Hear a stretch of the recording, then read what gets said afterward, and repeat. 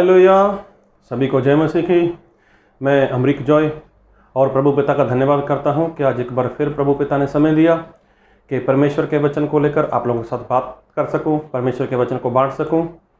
अगर आप चैनल पर नए हो तो चैनल को सब्सक्राइब करें, बेल आइकॉन उसको साथ में टच करना, ताकि जब भी कोई नया वीडियो अपलोड करूँ उसकी नोटिफिकेशन, उसकी जानकारी आपको तुरंत मिलने पाए। और आप इस वीडियो को अंत तक देखना, पसंद आए शेयर भी करें, कमेंट भी करें, लाइक भी करें। अगर नहीं पसंद आए तो कोई बात नहीं, डिसलाइक करना तो कमेंट भी करना। अगर आप मुझसे कोई बातचीत करना चाहते हो तो कोई बात नहीं, मेरा कॉन्टैक्ट नंबर बीच में दिया गया है, तो आप मुझसे बात भी कर सकते हो। मेरा व्हाट्सएप नंबर भी आप चाहो तो उसके ऊपर भी मुझसे बात कर सकते हो। तो खैर, मैं आज जो बात करना चाहता हूँ प्रभु यीशु मसीह के बारे में, क्योंकि प्रभु यीशु मसीह वो बहुत ही महान है।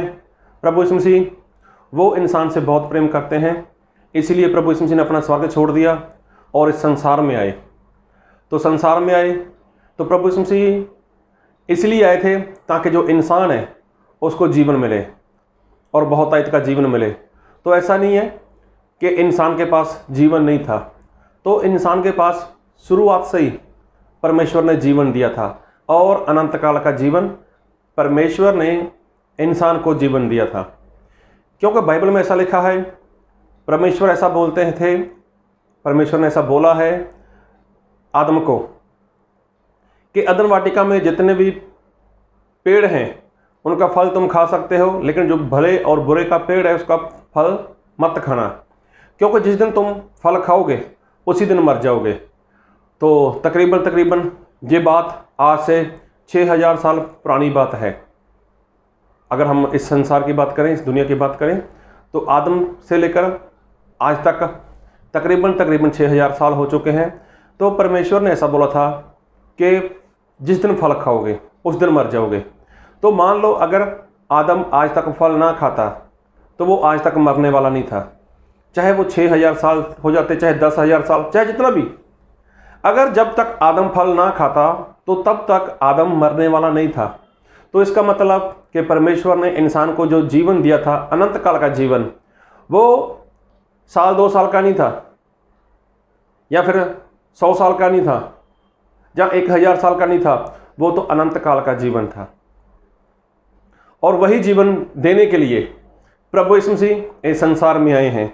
और मैं आपके लिए एक वचन पढ़ूंगा कि प्रभु यीशु मसीह संसार में क्यों आए। प्रभु यीशु मसीह संसार में जीवन देने के लिए आए थे। तो उसका कारण ये था कि आदम और हवा ने जब अदन वाटिका में फल खाया था तो उनसे पाप हो गया, और पाप की वजह से वो लोग परमेश्वर से दूर हो गए। अब उनके जीवन में मौत काम कर रही थी, तो अब किसी भी इंसान के पास जीवन नहीं था। तो प्रभु यीशु मसीह ने जो बाइबल में बोला है, मैं पढ़ूंगा आपके लिए यूहन्ना रचित सुसमाचार, उसका 10 अध्याय और उसका 10 वचन। चोर किसी और काम के लिए नहीं, परंतु केवल चोरी करने और घात करने और नष्ट करने को आता है। मैं इसलिए आया कि वह जीवन पाएं और बहुतायत से पाएं। तो देखो, यहाँ पर प्रभु यीशु मसीह ने अपनी और शैतान की बात की।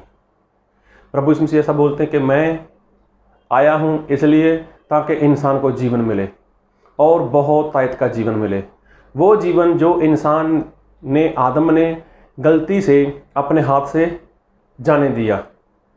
तो इंसान के पास, आदम के पास शुरुआत से ही अनंत काल का जीवन था। जब उसने शैतान का कहा हुआ किया तो उसके जीवन से वो अनंत काल का जो जीवन था वो हाथ से निकल गया। अब उसके जीवन में पाप आ चुका था। तो प्रभु यीशु मसीह बोलते, मैं जीवन देने आया हूँ, और बहुतायत का जीवन देने के लिए प्रभु यीशु मसीह आए हैं।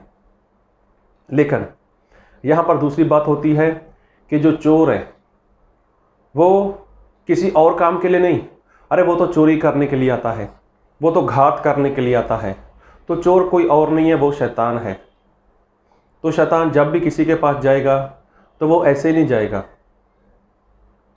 तो शैतान क्या करता है? वो चोरी करता है। शैतान क्या करता है? वो घात करता है, मतलब मार देता है। तो चोरी क्या करता है? अभी देखा जाए तो पूरे संसार की बात करें तो पूरे संसार का जो सरदार है, पूरे संसार का जो राजा है, वो तो शैतान है।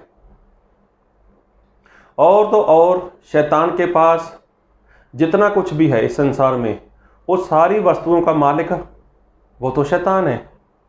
क्योंकि प्रभु यीशु मसीह जब संसार में आए थे, प्रभु यीशु मसीह ने उपवास किया था। 40 दिन और 40 रात का प्रभु यीशु मसीह का उपवास था। और उपवास करने के बाद प्रभु यीशु मसीह के पास जब शैतान आया, तो शैतान प्रभु यीशु मसीह को एक ऊंची जगह पर ले गया और वहाँ पर प्रभु यीशु मसीह को बोलते हैं, शैतान ने बोला कि देख ये पूरी पृथ्वी, ये देख पूरा संसार, इस संसार में जो कुछ भी है वो तो मेरा है और मैं जिसको चाहूँ, जैसे चाहूँ, जब चाहूँ दे सकता हूँ। तो देखो, इतना संसार में सब कुछ है, वो किसका है? वो तो शैतान के पास है। और ऐसा ही नहीं, शैतान ने तो प्रभु यीशु मसीह को भी बोला था कि ये सब कुछ मेरे हाथ में है, ये मेरे पास है और मैं जिसको चाहूँ उसको दे सकता हूँ। तो फिर शैतान चोरी करने क्या आता है? क्या वह खुद का पैसा चोरी करेगा, खुद का सोना चोरी करेगा, या किसी की गाड़ी चोरी करेगा, या किसी का बैंक बैलेंस है वो चोरी करेगा? शैतान को क्या फ़ायदा ऐसी बातें चोरी करने का? अरे वो खुद की चीज़ है ना उसके पास, तो वो खुद का तो उस सारी वस्तुओं का वो मालिक है। अगर मान लो आपके घर में आपके पास 10 लाख रुपया पड़ा है और आप ही उस 10 लाख के मालिक हो, तो क्या करोगे आप? क्या 10 लाख में से चोरी करोगे?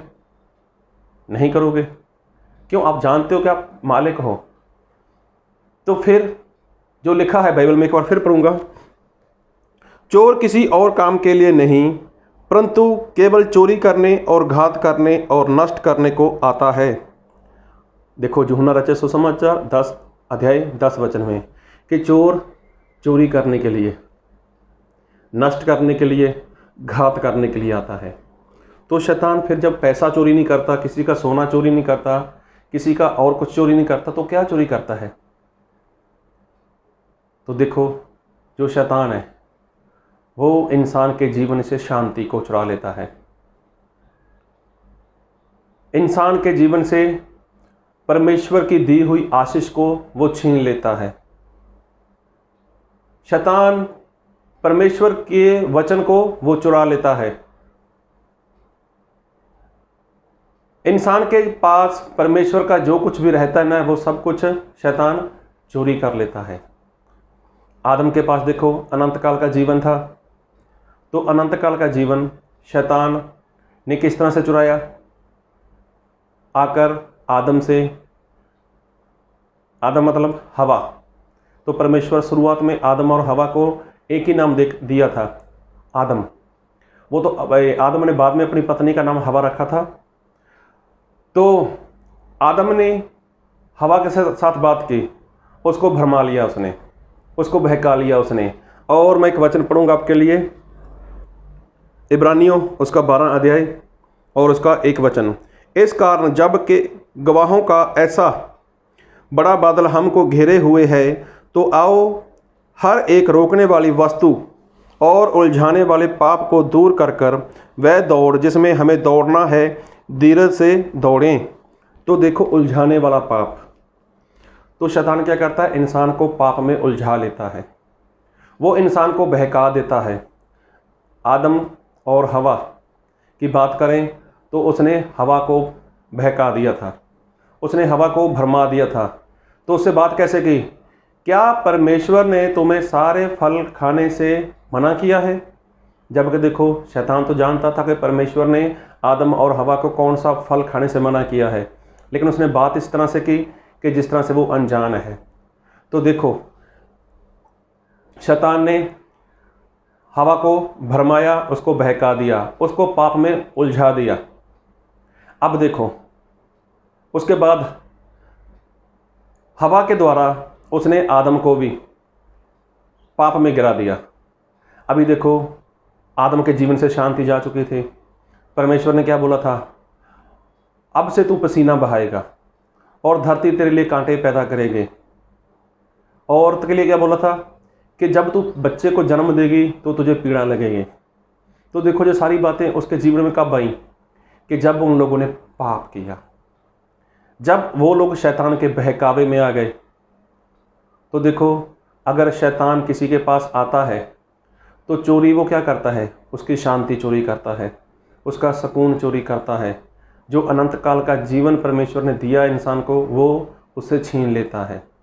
और यहाँ तक कि जो परमेश्वर ने पवित्र आत्मा दिया ना, तो वो पाप करवा देता है। पाप होने की वजह से पवित्र आत्मा इंसान को छोड़कर चला जाता है। तो देखो, शैतान आता है चोरी करने के लिए, और किसी काम के लिए नहीं आता। किसी भी काम के लिए वो नहीं आता, लेकिन चोरी करने के लिए, घात करने के लिए और नष्ट करने के लिए वो आता है। तो देखो, जब इंसान शैतान के बहकावे में आया, जब उसने पाप किया, अब उसके जीवन से शांति चली गई। जब शांति चली गई, उसके जीवन से प्रेम चला गया। प्रेम कैसे? जब परमेश्वर ने आदम को बोला, हे आदम तू कहाँ है, तो उसने क्या बोला? परमेश्वर मैं आपकी आवाज़ सुनकर डर गया। तो परमेश्वर ने बोला, आदम कहीं तूने फल तो नहीं खाया? उसने क्या बोला? आपने जो स्त्री दी उसने मुझे पाप करवाया है, उसने मुझे फल खिला दिया। तो देखो, अभी देखो, उसके जीवन में से भी प्रेम चला गया, उसके जीवन से शांति चली गई। अब क्या बोलता है परमेश्वर को? परमेश्वर जो तूने मुझे स्त्री दी उसी ने मुझसे पाप करवाया है। मैं पाप कहाँ करने वाला था? तो इसका सीधा सा स्पष्ट सा मतलब यही बनता है कि मैं पाप नहीं करने वाला था, लेकिन आपकी वजह से ऐसा हुआ है। कैसे? आप स्त्री ना देते तो मैं पाप ना करता। और जे वही आदम है कि जब परमेश्वर ने इसको स्त्री दी, तब क्या बोलता है? जे मेरी हड्डी में से हड्डी और मेरे मांस में से मांस। तब बड़ा प्रेम आता था इसको उसके ऊपर।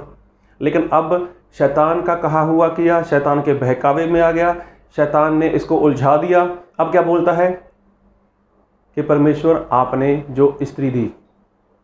तो देखो, अभी उसके जीवन से वो शांति चली गई, अब उसके जीवन से वो प्रेम चला गया, अब उसके जीवन से वो आनंद चला गया। तो देखो, ऐसी बातों के लिए शैतान इंसान के पास आता है, चोरी करने के लिए, घात करने के लिए, उसको नष्ट करने के लिए। अगर आप पढ़ना चाहो तो उत्पत्ति 3 अध्याय पढ़ना, वहाँ पर परमेश्वर ने आदम के साथ कैसे बात की थी, औरत के साथ कैसे बात की थी, उनको क्या बोला था। तो ये कब हुआ? कि जब वो लोग शैतान के बहकावे में आए। तो देखो, शैतान जो शत्रु है, जो वैरी है, वो किसी और काम के लिए नहीं, वो चोरी करने के लिए आता है। इंसान के जीवन से सुकून छीन लेता है, उसके जीवन से शांति को छीन लेता है, उसके जीवन से आनंद को छीन लेता है, उसके जीवन से पवित्र आत्मा को छीन लेता है, और जहाँ तक उसके पास जो अनंत काल का जीवन है ना, वो भी छीन लेता है। तो इसलिए बाइबल में ऐसा लिखा है, एक बार फिर पढ़ूंगा आपके लिए, इब्रानियों उसका 12 अध्याय उसका 1 वचन। इस कारण जब के गवाहों का ऐसा बड़ा बादल हमको घेरे हुए है, तो आओ हर एक रोकने वाली वस्तु और उलझाने वाले पाप को दूर कर कर वह दौड़ जिसमें हमें दौड़ना है, धीरे से दौड़ें। तो देखो, उलझाने वाले पाप को दूर करना है। तो वो शैतान किसी को भी उलझा देता है। तो वो तो प्रभु यीशु मसीह को भी उलझाने के लिए आया था। तो प्रभु यीशु मसीह को इसने ऐसा बोला कि सब कुछ मेरे हाथ में है, अगर आप मुझे सजदा कर दो, आप मेरे आगे घुटने टेक दो, तो मैं सब कुछ आपको दे दूंगा। तो देखो, वो इस तरह से इंसान को बहका देता है। तो इसलिए चोर जब भी आएगा, तो वो हो सकता है किसी का सोना चांदी लूट कर ले जाए, हो सकता है किसी का रुपया पैसा लूट कर ले जाए, लेकिन जब शैतान आएगा तो वो इंसान की शांति को लूट कर लेकर जाएगा, उसके जीवन से परमेश्वर के वचन को लूट कर लेकर जाएगा, उसके जीवन से अनंत काल का जो जीवन है वो लूट कर लेकर जाएगा, उसके जीवन से परमेश्वर का जो आत्मा है, पवित्र आत्मा है, उसको वो लेकर जाएगा। लेकर जाएगा मतलब उससे वो पाप कराएगा और पवित्र आत्मा उसको छोड़कर चला जाएगा। तो ऐसा काम सिर्फ और सिर्फ शैतान करता है। तो इसलिए शैतान के बहकावे से बचो, शैतान की ऐसी बातों से बचो। शैतान किसी भी रीति से आपको लालच लेकर आएगा, किसी भी रीति से आपके पास कुछ भी लेकर आए, तो आप सावधान रहो, ताकि चोर आया है उसको चोरी करने मत दो। अगर चोरी कर ले गया तो आपके जीवन से सुकून चला जाएगा, आपके जीवन से शांति चली जाएगी और आपके जीवन में अशांति आ जाएगी। फिर आपके पास परमेश्वर का कुछ भी नहीं रहेगा।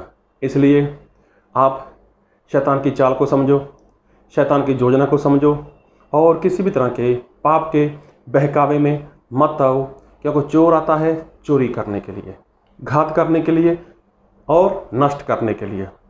तो प्रभु आए हैं जीवन देने के लिए और बहुतायत का जीवन देने के लिए। इसीलिए आप सिर्फ और सिर्फ प्रभु परमेश्वर की आवाज़ को सुनो, प्रभु यीशु मसीह को सुनो, उसके वचन को सुनो।